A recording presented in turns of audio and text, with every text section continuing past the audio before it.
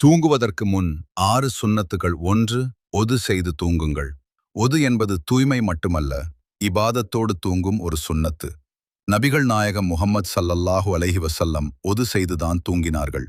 2. ஆயத்துல் குர்சி ஓதுங்கள். யார் ஆயத்துல் குர்சி ஓதிவிட்டு தூங்குகிறார்களோ அவர்களை பாதுகாக்க இரவு முழுவதும் ஒரு மலக்கை அல்லாஹ் நியமிக்கிறான் என்று ரசூலுல்லாஹ் ஸல்லல்லாஹு அலைஹி வஸல்லம் அவர்கள் சொன்னார்கள். 3 குல் சூறாக்கள். குல் ஹுவல்லாஹு, குல் ஃபலக், குல் நாஸ். இந்த மூன்றையும் 3 முறை ஓதி தூங்குங்கள். எல்லா தீங்குகளிலிருந்தும் பாதுகாப்பு. 4. படுக்கையை உதறுங்கள். படுக்கை, போர்வை, தலையணை அனைத்தையும் உதறிவிட்டு தூங்க வேண்டும். இதுவும் நபி ஸல்லல்லாஹு அலைஹி வஸல்லம் அவர்களின் சுன்னத்து. 5. வலது பக்கம் படுத்து தூங்குங்கள்.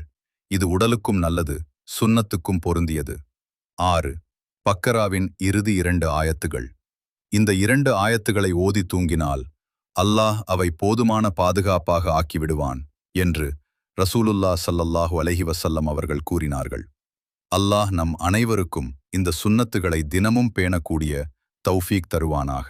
ஆமீன். ஸல்லல்லாஹு அலைஹி வஸல்லம். ஸல்லல்லாஹு அலைஹி வஸல்லம்.